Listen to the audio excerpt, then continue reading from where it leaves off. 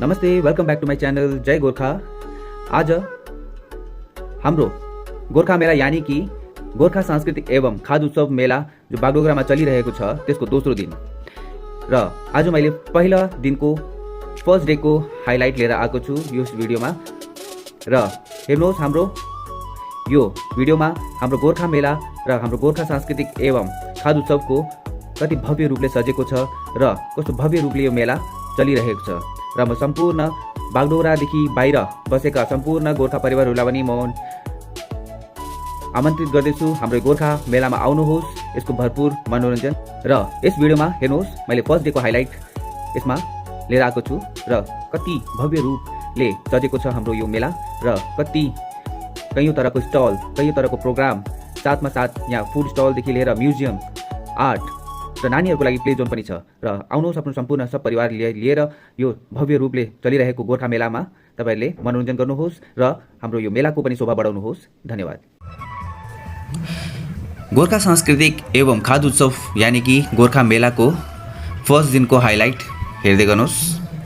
यो बाहिर parking area कति भिड छ र नानीहरू र यो प्रोग्राम राति 9 बजीसम्म चलिरहेको थियो र भिड कति धेरै थियो।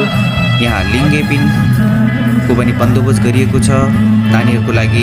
यो ट्रेडिसनल एउटा झुला हो नेपालीहरूको र साथै फुड स्टलको लेआउटहरू हेर्नुहोस् र लाइटिङले गर्दाखेरि कति भव्य रूप लिङ्गेपिनको देखिँदैछ र एउटा प्रमुख आकर्षणको केन्द्र पनि रहेछ। र साथसाथमा यहाँ फोटो सेल्फी लिनुको लागि एउटा बिचमा खुकुरीको एउटा सेल्फी प्लेस पनि बनाएको छ। धेरैजनाले यहाँ सेल्फी लिँदै एउटा आफ्नो यादगार बनाउनु भएको छ। र यहाँ नानीहरूको लागि सानो प्ले जोन, साथै यहाँ यो म्युजियम, हाम्रो गोर्खा म्युजियम, यहाँ विभिन्न तरहको हाम्रो गोर्खा इतिहासमा देखेको चिज राखिएको छ। र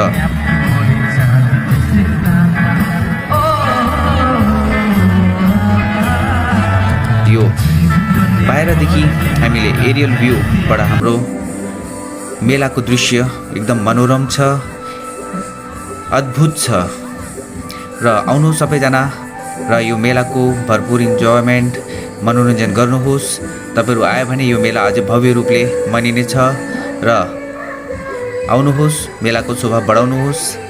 हामीहरू खुसी छौँ, हामीहरू बागडोगरावासीहरू, कि बागडोगरामा यस्तो टाइपको मेला आयोजन यसपालि भयो र चलिरहेको छ। आउनुहोस्, अझै 4 दिन छ, आज दोस्रा दिन हो। यो फर्स्ट डेको हाइलाइट मैले यो बनाएको छु र फर्स्ट डेको हाइलाइट हेरेर तपाईहरू हेर्नुहोस्, अझै सेकेन्ड, थर्ड, फोर्थ डेमा कति अझै भव्य रूपले यहाँ मनिन्छ। र सम्पूर्ण सब परिवारसित आउनुहोस् हाम्रो गोर्खा मेलामा, यसको शोभा बढाउनुहोस्।